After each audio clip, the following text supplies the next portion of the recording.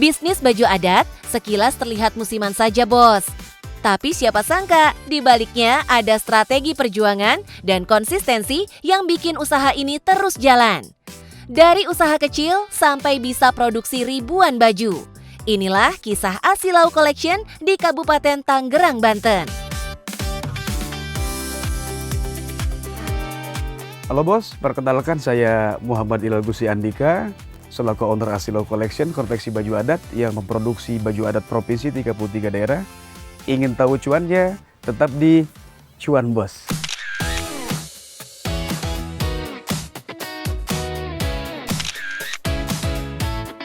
Perjalanan usaha ini ternyata dimulai dari hal yang sederhana dan gak kepikiran, Bos.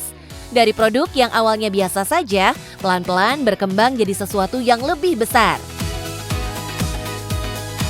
Sebetulnya awal mula Asilau berdiri itu, Asilau Collection, kita produksi belangkon dulu, topi. Jadi pas kesininya baru almarhum suami saya, baru dia mulai mencoba menggeluti baju-baju daerah kayak untuk kostum baju daerah.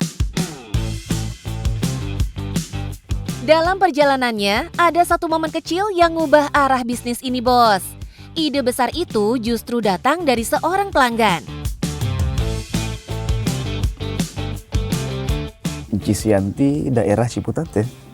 Beliau mengucap ke almarhum, Gus, ente kenapa main beskap aja? Coba jajal lihat baju gue yang di depan tuh, baju adat. Katanya. Begitu pas almarhum lihat, ternyata emang ada ketertarikan dari almarhum. Ditambah niat yang luar biasa ingin mengembangkan produk dia pada saat itu, ya mungkin terciptalah baju adat seperti saat ini gitu. Dari sini, produk beskap jadi titik awal perubahan.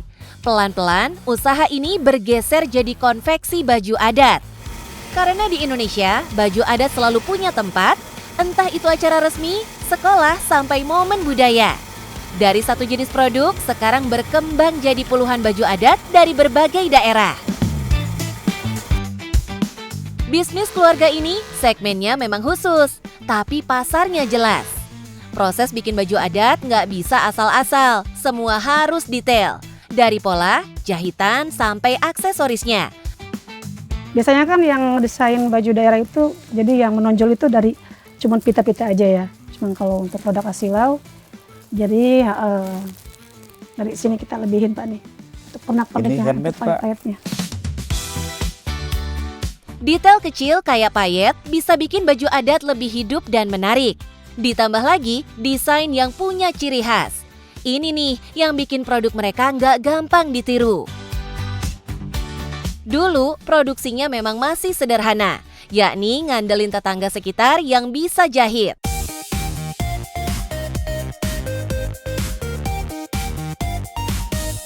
Rumah produksi jahit ini sudah kerjasama dengan 3 grup penjahit. Bahkan ratusan orang ikut terlibat dalam rantai produksi dan penjualannya. Artinya usaha ini ikut ngasih nafkah ke banyak orang. Dan satu lagi Bang, kelebihan kita, insya Allah di saat ada kesalahan kita amanah. Iya itu Kita harus tanggung jawab pasti. 150%. Iya. Kepercayaan jadi modal besar dalam bisnis ini. Apalagi momen hari besar kayak kemerdekaan, Kartini, dan pahlawan selalu jadi waktu ramai pembeli. Strategi penentuan harga menjadi penting agar produk bisa menjangkau pasar yang lebih luas, Bos. Bahkan gak jarang, hasil bikinannya ini juga dipakai kalangan atas loh, Bos. Sebenarnya target utama kita dari kalangan menengah sampai bawah sih Bang. Mengingat dari segi harga kan tanda kutip agak sedikit terjangkau gitu ya, murah. Buat semua kalangan. Saat pandemi datang, semua berubah. Tapi disinilah mereka justru bisa melihat peluang baru. Orang-orang mulai belanja lewat HP aja. Dan usaha yang dijalankan ini pun ikut beradaptasi. Adat apa? Selain Bali juga ada ya. Kita ada dari Kalimantan, dari Sabang sampai Merauke.